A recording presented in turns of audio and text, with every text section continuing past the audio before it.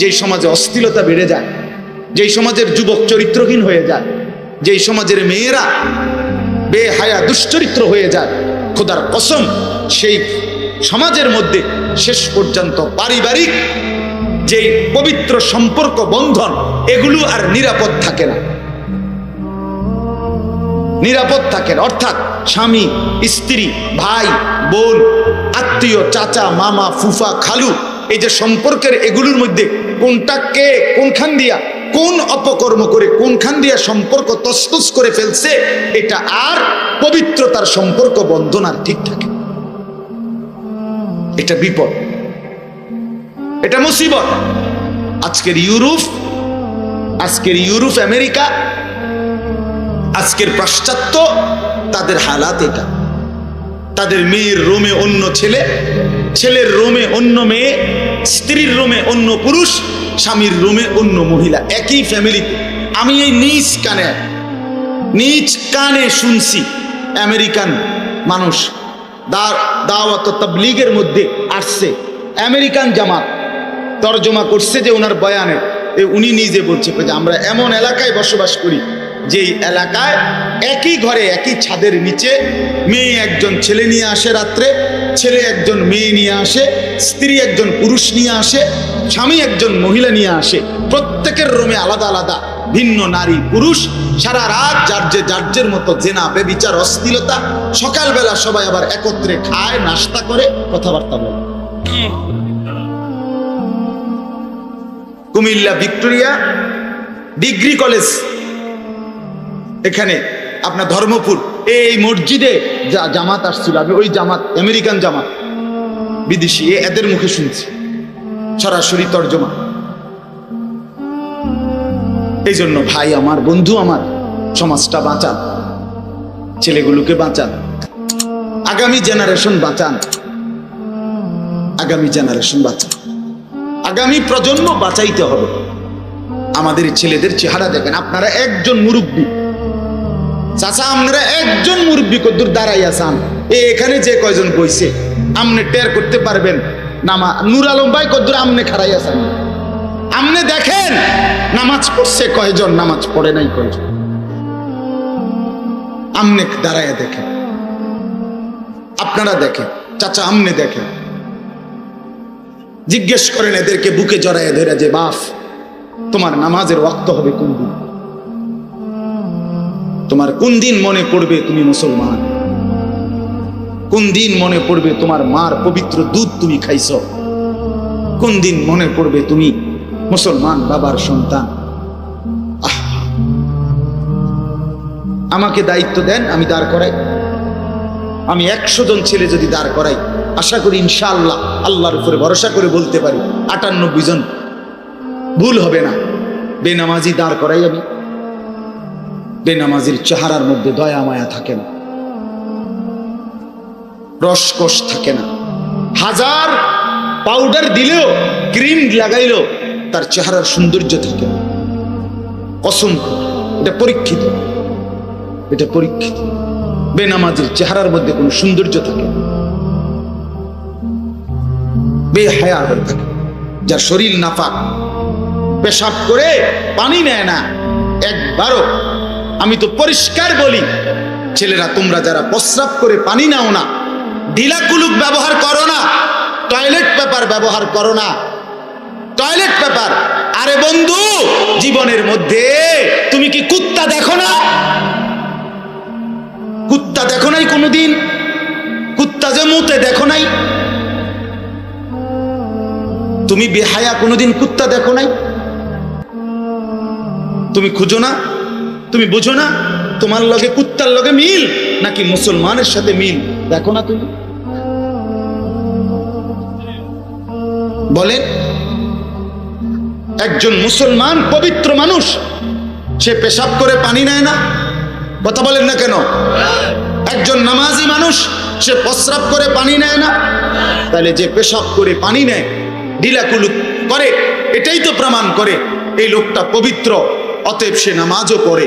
কিন্তু অপবিত্র মানুষ, যার কারণে একদিন 1 ঘন্টা নামাজ পড়তে মন চায় না, 5 ওয়াক্ত নামাজের আজান এক এক ওয়াক্তে যখন আজান হয়, আপনারাও তো বুঝেন, নামাজের যখন আজান হয় তখন এক মসজিদে হয় না, কাছাকাছি দূরত্বে কমপক্ষে 50টা মসজিদে এক লগে আজান বাজে, বাজে না? প্রতি মসজিদে যদি 4টা হরন থাকে মাইকের, তাইলে 50টা মসজিদে যদি একসাথে আজান হয় তাহলে 4×50 200 হরন। 200 হরনে একসাথে আজান একসাথে উচ্চারিত হওয়ার পরেও তুমি নাফরমানের কানে এক বিন্দুও ঢুকলো না, ফজরও না, জোহরও না, আসরও না, মাগরিবও না, এশাও না, তুমি আল্লাহর সামনে কেমনে দাঁড়াইবে? বলো না ভাই, একটা ছেলে হইলেও বুঝো, তুমি আল্লাহর সামনে কেমনে দাঁড়াইবে? অতএব আমাদের বোঝা দরকার, আমাদের ফেরা দরকার, আমাদের নিরাপত্তা, আমাদের স্বস্তি, আমাদের আশ্রয়, আমাদের পরবর্তী বেঁচে থাকা খোদার কসম ইমানের উপর, আল্লাহকে মানার উপর।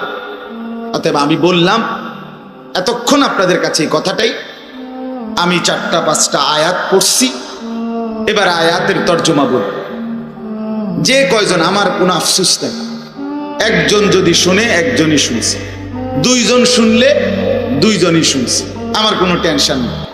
কেউ গুরুত্ব না দোক, কেউ গুরুত্ব দিক, এতে নিয়ে কোনো মাথা ব্যথা নাই।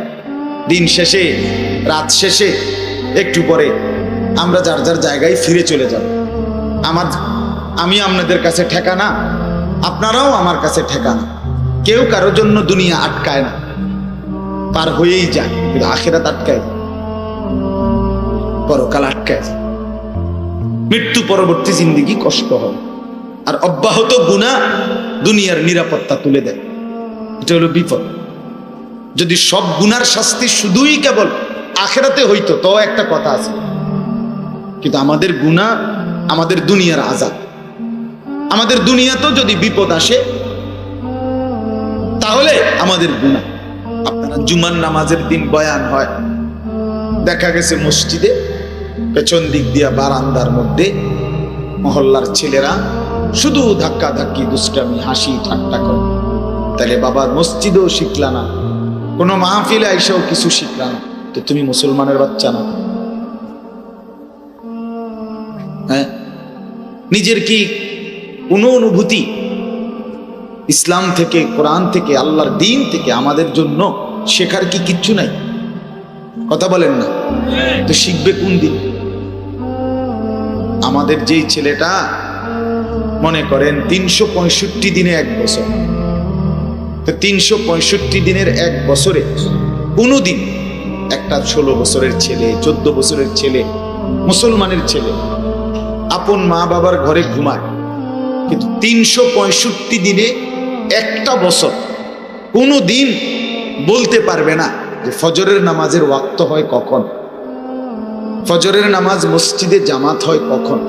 আপনি বলেন এই জানোয়ার কেমনে ঘুমায় মুসলমানের ঘরে?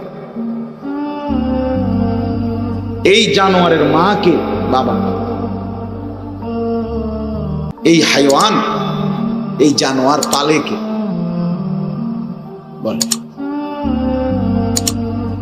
এই বেহায়া কোন দিন বুঝবে, এই খোদার দুশ্মন কোন দিন বুঝবে যে সে মুসলমান? কত বছর পরে বলে,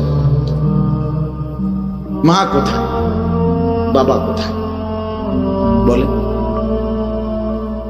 10 বছর ধরে এক ঘরে টানা প্রতিদিন রঙিন টেলিভিশনে নাচ গান চলে, স্ত্রী ছেলে মেয়ে বসে নর্তকীর ছবি, জেনা, ব্যভিচারের দৃশ্য, হিন্দি সিরিয়াল প্রতিদিন দেখতেছে। এই অভিভাবক এবারে এই ঘরে খায়, ঘুমায়, রাত কাটায়, জিন্দেগি পার করতেছে। এই অপদার্থ অভিভাবক কোন দিন বুঝবে এটা গুনাহ?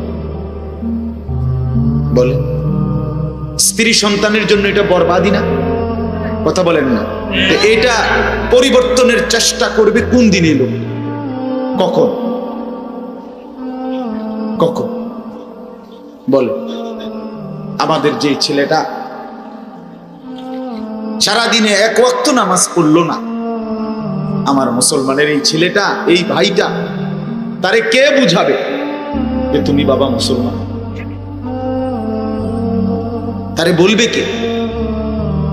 সামাজিক উন্নয়ন মানে কি? সমাজের প্রত্যেকের ঘরে ঘরে একটা বদনা দেওয়া, এটাও তো একটা উন্নয়ন, যাতে সবাই টয়লেট বাথরুমে কোনো অসুবিধা না হয়। সমাজের সবাইকে একটা একটা গ্যালাস দেওয়া, এটাও তো সামাজিক উন্নয়ন, যে যাতে করে কেউ পানি খাইতে অসুবিধা না। সমাজের প্রত্যেক ঘরে ঘরে 10 টাকার বুট কিনে দিয়ে আসা, যাতে করে তারা নিজেরা কষ্ট করে বুট না কিনে। সমাজের প্রত্যেকের ঘরে ঘরে 1 কেজি লবণ দিয়ে আসা, এটাও তো সমাজের উন্নয়ন, ভালো কথা। কিন্তু মনুষ্যত্বের উন্নয়ন কে করবে বলেন? মানুষকে মানুষ বানাবে কে? মানুষকে মুসলমান বানাবে কে? আখিরাত চিনাবে কে? আমার ছেলেটা 16 বছর, তাহলে সে বাদ হয়ে গেল? তার বাবা জীবিত, মা জীবিত, এরপরেও 1 ওয়াক্ত নামাজ পড়ে না, তাহলে বাদ। ছেলেটা বাদই দিলাম নাকি? এর ব্যাপারে আর কোনো আশা ভরসা নেই। এটা কেমন কথা? চিন্তা করে দেখে, 2 আঙ্গুলে, মানে পাগলের মতো, মাতালের মতো 2 আঙ্গুলে মোবাইল টিপে একসাথে এইভাবে, মানে কি যে করে 2 আঙ্গুলের। আহা বাবা, ভাবতে শিখ, ভাবতে শিখ। তোমার মা কোথায়? তোমার বাবা কোথায়? সারা দিন সারা রাত মোবাইলে উলঙ্গ ছবি, নাচ গান, জিনা ব্যভিচারের দৃশ্য, অনলাইনে জুয়া খেলে, কার্টুন দেখে, নাটক দেখে, সিনেমা দেখে, নর্তকীর ছবি দেখে, অশ্লীল নাচ গান দেখে। তাই এর মা কোথায়? এর ভবিষ্যৎ কি? এ শেষ পর্যন্ত যাবে কোথায়? আচ্ছা বাদ দিলাম কবর, হাসর, আখিরাত, এ কি দুনিয়াতে এইভাবে চললে নিরাপদে বাঁচবে না? তো তার দুনিয়ার স্বস্তি কই? আগামী দিনের নিরাপত্তা কই? পত্রিকা আসছে যে ফিলিস্তিনের গাজা উপত্যকার 7 লক্ষ শিশু সর্বহারা। আমি নিজে দেখছি রিপোর্ট।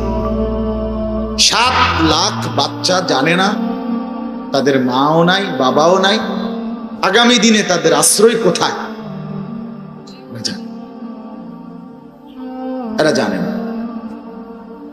তাহলে 2 বছরের বাচ্চা, 7 বছরের বাচ্চা, 8 বছরের বাচ্চা, ভাইয়া তোমরা বেটা ভিতরে, বেটা ছবি উঠাইতেছে বসে বসে, অপদার্থ কথা।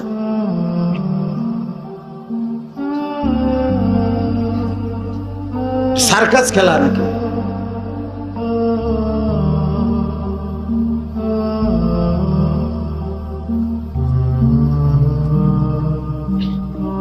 এজন্য এটা বদনসিব আমাদের, আমাদের পরাজয়, আমাদের পতন, আমাদের অধপতন। বাপ, আমরা হেরে গেছি, আমরা হেরে গেছি, আমরা পরাজয় বরণ করেছি আমাদের সন্তানের কাছে। আমার সন্তান, আমার চলা ফেরা, উঠা বসার সাথে কোন সম্পৃক্ততা নাই। আমরা হেরে গেছি, হেরে গেছি। আফসোসের ব্যাপার। স্বাভাবিক সুস্থ না সন্তান। চরিত্র কি, আখলাক কি, মা কে, বাবা কে, বংশ কোথায়, পরিচয় কি, কিচ্ছুর কোন আগামত। মাথায় এমন জঙ্গলি জানোয়ারের চুল, এরকম বিদঘুটে সামনে পিছনে। তাকে জিজ্ঞাসা করেন যে যেই চুলের সাথে তোমার বাবা, দাদা, তোমার বংশ, তোমার সমাজ, তোমার পাড়া, তোমার মহল্লা, তোমার দেশ, তোমার জাতি, তোমার ইতিহাস, তোমার ঐতিহ্য, তোমার কোরআন, তোমার সুন্নাহ, তোমার আল্লাহ, তোমার খোদা, তোমার রসুল, তোমার এলাকার আলেম ওলামা, দিনদার মুসলমান, কারোর সাথে যেই চুলের মিল নাই, তুমি এই জানোয়ারের চুল কোত্থেকে নিবে? তোমার মা কোথায়? তোমার বাবা কোথায়? তোমার বংশ কি? তুমি কোন মার ঘরে বড় হইছ? আপনি জিজ্ঞাসা করেন, আমাদের ছেলেদেরকে জিজ্ঞেস করেন। বাবা, এজন্য খুব বেশি মনে রাখেন, আমি আমার কথা শুরু করতেছি, খুব বেশি বিপদ যে বিপদের কোনো কুল কিনারা থাকবে না, আমাদের জন্য অপেক্ষা। আমাদের ছেলেদের এই খামখেয়ালি চড়া মূল্য দিতে হবে আমাদের, চড়া মনে রেখে। একটি সমাজে 100 ছেলে 95 জনই নামাজ পড়ে না, আপনি মনে করেন আল্লাহ এমনি ছেড়ে দিবে? জি না। একটি মহল্লার মধ্যে 100 জন নারী 95 জনই পর্দা করে না, আল্লাহ এমনি ছেড়ে দিবে? আপনি কি ভাবছেন? একটা বাজারের মধ্যে 200 জন ব্যবসায়ী 190 জনই সুদের লেনদেন করে, কিস্তির লেনদেন করে, আল্লাহ এমনি ছেড়ে দিবে? আপনি কি ভাবছেন বিষয়? একটা মহল্লার মধ্যে 100টা ঘর, শতকরা 99টা ঘরের মধ্যে টেলিভিশন চলে সারাদিন সারা রাত, নাচ গান সিনেমা নর্তকীর ছবি, হিন্দি সিরিয়াল, রব্বে কারীম এমনি ছেড়ে দিবে আমাদেরকে? কি ভাবছেন বিষয়টা? আল্লাহ থেকে আমাদের নিরাপত্তা তাইলে নিতে হবে না? না, আমাদেরকে নিরাপত্তা আমেরিকায় দিবে, ঠিক না? আমাদেরকে নিরাপত্তা ইন্ডিয়ায় দিবে না? বলেন না। আমেরিকা আমাদের ফিলিস্তিনের মুসলমানদেরকে নিরাপত্তা দিছে তো? ইন্ডিয়া আমাদের ফিলিস্তিনের মুসলমানকে নিরাপত্তা দিছে তো? আম করে দিবে না? বলে 1947 সালে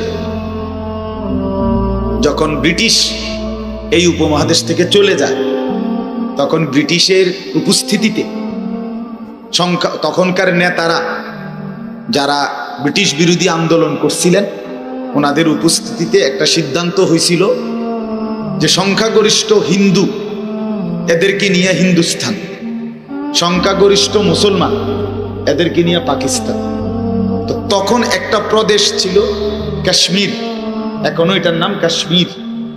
এই কাশ্মীর একটা প্রদেশ, একটা অঞ্চল, এখানেও সংখ্যাগরিষ্ঠ মুসলমান। তো ওরা দাবি জানাইছিল ওই সময় 47 সালে যে আমরা ইন্ডিয়া এবং পাকিস্তান কারো অধীনে না, বরং আমরা একটি স্বতন্ত্র স্বাধীন রাষ্ট্র চাই।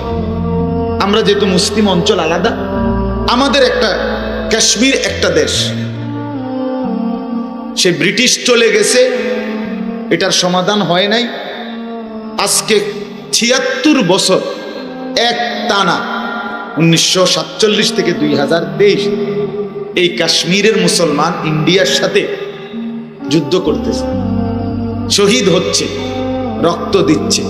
খোদার কসম, এই 76 বছরে এখনো ইন্ডিয়া থেকে কাশ্মীরের মুসলমান স্বাধীনতা লাভ করতে পারে না, পায় না। 1948 সালে 14ই মে ইহুদি নেতা ডেভিড বেন-গুরিয়ন সর্বপ্রথম রাত্রেবেলা ইসরায়েল রাষ্ট্র এই ইহুদিদের ঘোষণা দিছে যে এটা একটা রাষ্ট্র অবৈধভাবে। সেই থেকে মুসলমান এই দাবি মানে নাই, যেটা আমাদের অঞ্চল ফিলিস্তিন মুসলমানের এলাকা। তোমরা আমাদের কাছে বলছো যে এখানে থাকবা গদ্দুয়ার উঠাইয়া, আমরা তোমাদেরকে উদ্বাস্তু হিসাবে, তোমাদের বসত ভিটা নাই এই কথা মনে করে আমরা তোমাদের জায়গা দিছি থাকতে, তোমরা একটা দেশ বানাই লেগা, এ কথা তো আমরা বলি নাই। সেই থেকে মুসলমান ফিলিস্তিন এবং তার পার্শ্ববর্তী মুসলমানরা লেবানন, সিরিয়া, মিশর, জর্ডান, এই বর্ডারের পাশে যেই মুসলমান, তারা যুদ্ধ করতেছে। আজকে 75 বছর এক টানা ফিলিস্তিনের মুসলমান যুদ্ধ করছে, রক্ত দিচ্ছে, শহীদ হচ্ছে, কিন্তু আজও ফিলিস্তিনের জমিন ইসরায়েলের দখলদারি থেকে মুক্ত করতে পারেন। কথা বুঝছেন? আমার ঠিক কোন লাগতো না, আমার শুধু বুঝেন আপনারা, আমি শুধু একজন হলে একজনের কলিজার ভিতরে কথাটা বসাইতে চাই। 1964 ইংরেজিতে সর্বপ্রথম আজকের যে মিয়ানমার আমাদের পাশে, এটার নাম ছিল আগে বার্মা। ওই ছেলে, ওই তুমি, ওই ছেলে মোবাইল এটা নামাও, অপদার্থ কোথাকার।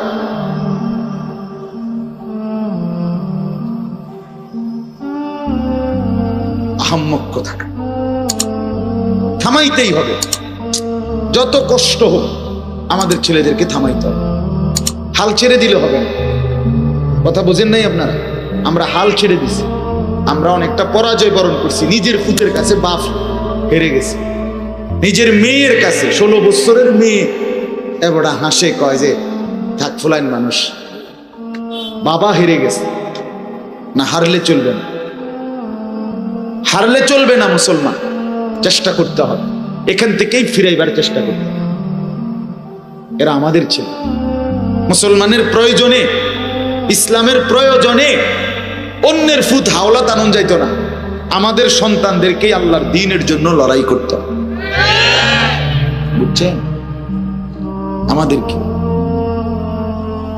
নিজের দেশ, নিজের জাতি, মুসলমানের অস্তিত্ব রক্ষার জন্য আগামী দিনে ইচ্ছাই হোক অনিচ্ছাই হোক। দেখেন, আমি বললাম যদি কেউ বুঝে না, সবাই বুঝে না, আগামী দিনে আখেরাত না, দুনিয়ায় বেঁচে থাকার জন্য, এই দুনিয়ায় বউ বাচ্চা সংসার নিয়ে, প্রজন্মকে নিয়ে বেঁচে থাকার জন্য মুসলমান জিহাদ ফি সাবিলিল্লাহ, আল্লাহর রাস্তায় জিহাদ এবং নিজের জান বাজি রাখার শাহাদাতের স্বপ্ন দেখা ছাড়া মুসলমানের অন্য কোনো ঠিকানা মিলবে না। আমাদের হালাত এখানে এসে দাঁড়ানো।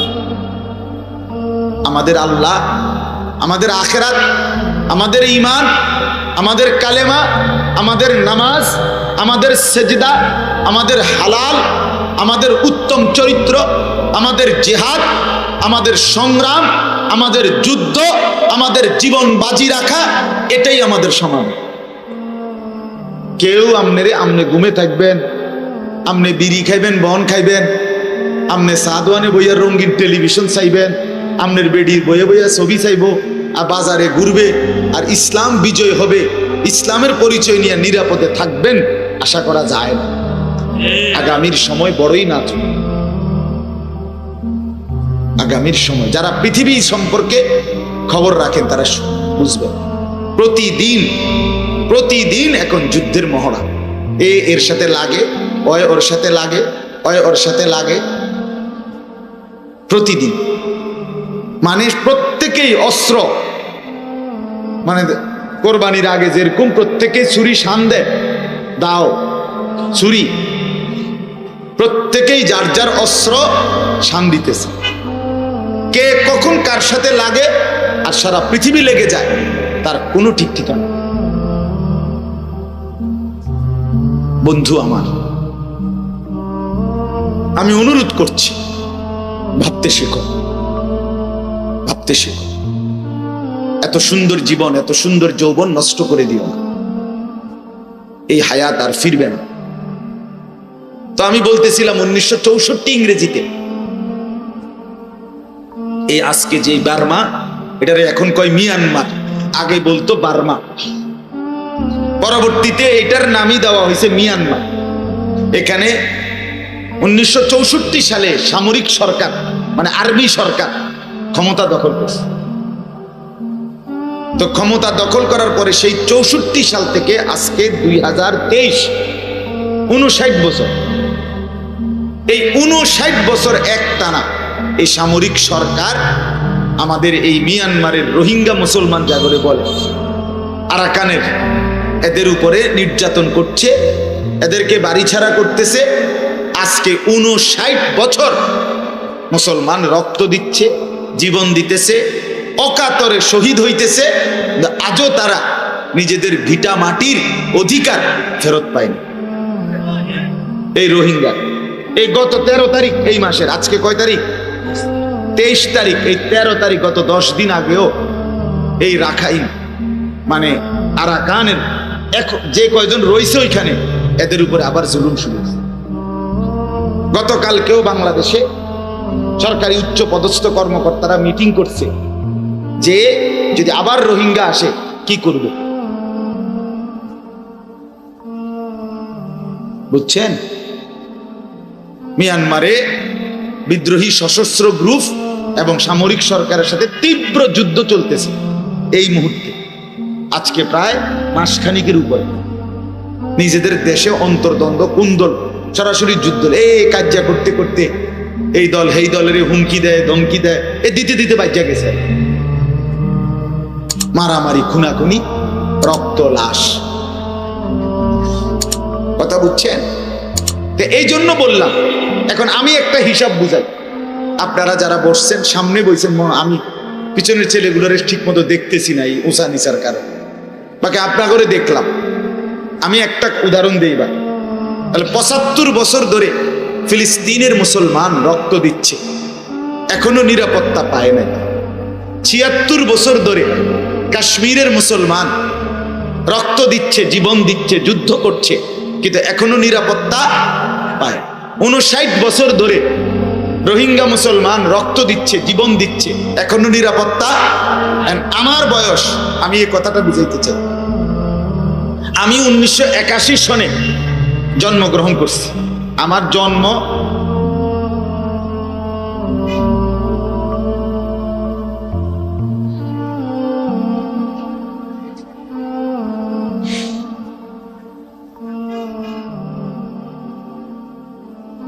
এই ৪২ বছর, মানে ১৯৮১ সনে আমি জন্মগ্রহণ করছি। ২০২৩, আমার বয়স ৪২ রানী। তাহলে আমি ৪২ বছর আমার বয়স। এবার আমি শুধু বুঝাইতে চাই যে এবার আমি কল্পনা করেন আমি কাশ্মীরের সন্তান, তাহলে আমি ৪২ বছরে কোনোদিন সুখ দেখি নাই, কারণ তারা তো জীবন দিচ্ছে আজকে ৭৬ বছর। কথা বোঝেন নাই? তাহলে আমার বয়স কত? তাহলে আমি ৪২ বছরে কি দেখি নাই? আমি ৪২ বছর, তাহলে আমি ফিলিস্তিনের সন্তান ধরে নেন, তাহলে আমি তো কোনোদিন কি দেখি নাই, কারণ তারা তো আজকে ৭৫ বছর ধরে কি দিচ্ছে। আমি রোহিঙ্গা সন্তান, তাহলে ওরা তো জীবন দিচ্ছে আজকে ৫৯ বছর, আমার বয়স ৪২ বছর। তা আমি ৪২ বছরের এই মানুষটা রোহিঙ্গাতে যদি থাকতাম তাইলেও সুখ দেখি নাই, ফিলিস্তিনে যদি থাকতাম তাইলেও নিরাপত্তা পাই নাই, যদি কাশ্মীরেও বেঁচে থাকতাম তাইলেও তো আমি নিরাপত্তা পাই। তাহলে এক মানুষের হায়াতের পুরাটা টাইম এরকম অসংখ্য মানুষ যারা জন্ম থেকে মৃত্যু পর্যন্ত কোনোদিন সুখ পায় নাই, নিরাপত্তা পায় নাই, এই অবস্থায় কবরে চলে গেছে। আমরা যদি একবার কাইট হয়ে পড়ে যাই, দোস্ত আমার, বন্ধু আমার, ছেলেরা আমার, আল্লাহ দোহাই আরেকবার সোজা হইয়া দাঁড়াইতে সময় লাগবে। এই তামসা, এই নর্তকী দেখা, এই উলঙ্গ ছবি দেখা, আর এই ২ আঙ্গুলে মোবাইল টিফা আর অশ্লীল নারী মন চায় না। তুমি মুসলমানের বাচ্চা, মনে রাখো বন্ধু, দুনিয়াতে তোমার এটার শোধ দিতে হবে। আমার নাম আনিসুর রহমান, আমি বলে গেলাম, যদি কোনোদিন মনে পড়ে এই বন্ধুর কথা, মনে পড়ে, এর সুদ দিয়া যাইতে হবে। ইমাম শাফি রহমতুল্লাহ আলাইহি বলছেন, আল কারজু আয-জিনা কারজ। ইমাম শাফি রহমতুল্লাহ আলাইহি বলছে, জিনা ব্যভিচার, নারীর সাথে যে কোনো অশ্লীল আচরণ, এটা করজ, ঋণ, ঋণ। ইমাম শাফি রহমতুল্লাহ, ৪ মাযহাবের একজন ইমাম আছে না, এই শাফি বলছে, আমি নিজে পড়ছি, উনি বলছে জিনা ব্যভিচার, অশ্লীলতা, নারী, কোন নারী, মাওলানা ইয়াহিয়া ধরে ধরে বলছে, আমি শুনতেছিলাম, ধরে ধরে একজন একজন করে নাম ধরে বলছে, কে দেখতে পারবে স্বামী, কে দেখতে পারবে বাবা, এভাবে ধরে ধরে আপনাদেরকে সূরা নূরের আয়াত শোনাচ্ছিল সে। আমি চাচ্ছিলাম আরো বলুক, সেলিম ভাইয়ের জ্বালায় পারলাম না।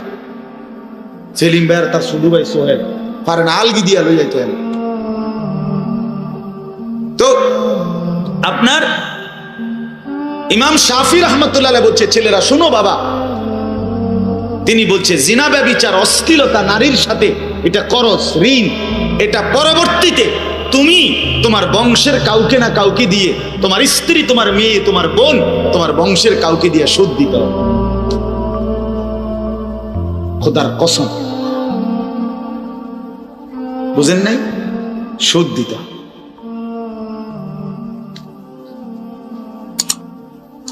তোমার আজকের অশ্লীলতা তোমাকেই শোধ দিতে, তোমার ফ্যামিলির কাউরে দিয়ে। ইমাম শাফি রহমত, এই কিতাব আমার গাড়িতেও এখন আছে, আদ-দা ওয়াদ-দাওয়া, এই কিতাবের নাম, যেটাতে আছে এই কথাইটা। আমার শায়েখ আরিফ বিল্লাহ হাকিমুন নফস আল্লামা মুফতি মুশতাকুন নবী কাসিমি হুজুরের সবচেয়ে প্রিয় যে কয়টা কিতাব এর মধ্যে এটা আল্লামা ইমাম ইবনুল কাইয়িম আল জাওজি রাহমাতুল্লাহর কিতাব, ওইখানে আছে এই কথাটি। ইমাম শাফি রাহমাতুল্লাহ জিনা করজ, বেবিচার অশ্লীলতা, এটা করজ, এটা ঋণ, এটা যেন তুমি ঋণ নিছো। আজকে তোমার বেহায়াপনা যেন তুমি ঋণ নিছো। আজকে স্বাস্থ্য বোন খালতো বোন, আজকে মামতো বোন ফুফাতো বোন, আজকে রাস্তার মেয়ে অথবা ওই বাড়ির সেই বাড়ির অথবা স্কুলের অথবা কলেজের, যার সাথে তুমি যে কোনো অবৈধ কাজ করেছো যেন তুমি ঋণ নিছো। ও চিরেই তোমার বংশের কাউকে দিয়ে, হয় তোমার নিজের স্ত্রী, নয় ছেলে মেয়ে, নয় বোন, নয় মা, নয় তোমার কেউকে দিয়ে এটা শোধ দিতে হবে।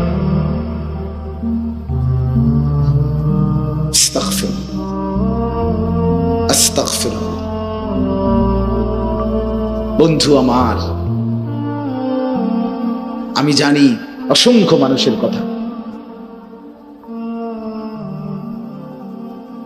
যারা নিজের এই অস্থির অবৈধ প্রেমের পরে পরবর্তী জিন্দেগি কি পরিমাণ পেরেশানিতে কাটাচ্ছে।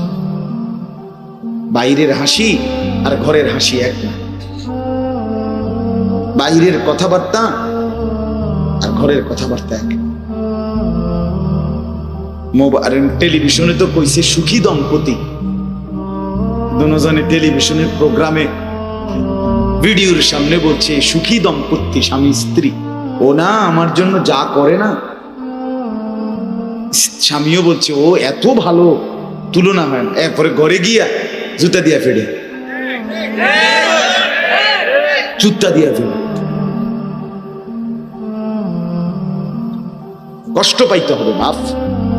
তামসা করে নাও, তামসা করে নাও, যেহেতু আগামী দিনে তোমার ভবিষ্যৎ নাই, তোমার জীবনের কোনো লক্ষ্য নাই, হালাল একজন স্ত্রী পাওয়ার মতো ইচ্ছা নাই, পবিত্র একটা সন্তান পাওয়ার ইচ্ছা নাই, যেহেতু নাই, তুমি যেহেতু নিজেকে অবৈধ অশ্লীলতার পিছনেই দিয়ে দিলা, তাহলে এটা আগামী দিনে তোমার কান্দে ভর করবে। এটার জন্য অপেক্ষায় অপেক্ষায় থাকে, ও চিরেই মিলে যাবে। তখন বুঝবে সমবয়সী বন্ধু আর থাকবে না, গ্রামের দুষ্ট ফুলাফাইনু আর তোমার লগে থাকবে না। নিজের কষ্ট যন্ত্রণা, নিজের অসহ্য বেদনা নিজেই সইত। আল্লাহ তাআলা কোরআনুল কারীমের এবার আয়াত শুনাই, ওই ইয়াহিয়া যেই সূরা থেকে পড়ছে এই সূরার আয়াত। ওই তুমি ইয়াহিয়া, এই যে দেখেন ইয়াহিয়া পড়ছিল যে আয়াত সূরা থেকে, সূরা নূর, ওই সূরার আরেকটা আয়াত শুনেন। আল্লাহ তাআলা বলেন 19 নম্বর আয়াত সূরা নূরের, ইন্নাল্লাযীনা ইউহিব্বুনা আন তাশিআল ফাহিশাতু ফিল্লাযীনা আমানু। মুসলমানের সমাজে, মুমিনদের সমাজে যে ব্যক্তি ফাহিশা, অশ্লীলতা, ব্যভিচার, বেহায়াপনা ছড়িয়ে দেয়, পছন্দ করে যে বেহায়াপনা ছড়ে যাক, যে মেয়ে চায় আমার রঙে ঢঙ্গের হাঁটা দ্বারা এই সমাজের ছেলেগুলো নষ্ট হয়ে যাক, আমার পিছনে ঘুরুক, যে ছেলেটা চায় আমার অসভ্যতার কারণে আমার সাথে সমবয়সী বন্ধু কিছু এগুলো নষ্ট হয়ে যাক, আল্লাহ তাআলা বলেন লাহুম আযাবুন আলীমুন, তাদের জন্য রয়েছে মর্মান্তিক আযাব, শাস্তি। কোথায়? প্রশ্ন হলো কোথায়? সরাসরি কোরআনের আয়াত, ফিদ দুনিয়া ওয়াল আখিরা। কোথায়? ফিদ দুনিয়া ওয়াল আখিরা, সরাসরি কোরআনের আয়াত। দুনিয়াতেও আখিরাতে। এটা মনে রাখতে হবে। আজকের এই অশ্লীলতা, আজকের এই বেহায়াপনা, আজকের এই অসভ্যতা, আজকের এই নোংরামি, ও চিরেই আল্লাহ তাআলা দুনিয়াতেও আযাব দিবে, আখিরাতেও আযাব। আল্লাহ তাআলা আমাদেরকে বুঝার তৌফিক দান করে, আল্লাহ তাআলা আমাদেরকে বুঝ দান করে। সমবয়সী বন্ধু ভালো করে না, এটা জরুরি বুঝা। আমি প্রতিদিন বলি, প্রতিদিন একই কথা বলি, প্রিয় ভাই আমার, ছেলেরা আমার, তুমি ডানে বামে তাকাইও যে তোমার এই দিবানিশি অশ্লীল ছবি দেখায় তার মোবাইল থেকে, সে ভালো হয় কিভাবে? যে দাঁড়াইয়া পেশাব করে কখনো পানি নেয় না, ঢিলা কুলুক ব্যবহার করে না, সে ভালো হয় কিভাবে? যে সারাক্ষণ কোনো না কোনো মেয়েকে নিয়ে কথা বলে, সে ভালো হয় কিভাবে? যার চেহারা সুরতের মধ্যে কোনো ভদ্রতা, নম্রতা, মনুষ্যত্ব নাই, সে ভালো হয় কিভাবে? 3টা থেকে 10টা 7 ঘন্টা আড্ডা দেওয়ার পরেও একসাথে যে একবারও বললো না আসরের নামাজ কোথায় পড়বো, মাগরিব কোথায়, এশা কোথায়, সে ভালো হয় কিভাবে? সে তো নষ্ট করে দিল। আমার ড্রাইভার তো আলহামদুলিল্লাহ প্রত্যেক দিন গাড়িতে উঠবার পরে তার টার্গেট থাকে যে আসর কোথায় পড়বে, মাগরিব কোথায় পড়বে, হিসাব করেই গাড়ি চালায়, টার্গেট করেই ওইখানে গন্তব্যে পৌঁছে।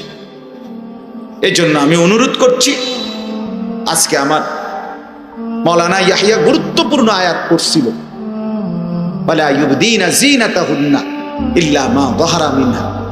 আল্লাহ তাআলা বলছেন একজন নারীকে কোরআনুল কারীমের মধ্যে চোখ নামাইতে, লজ্জাস্থান হেফাজত করতে।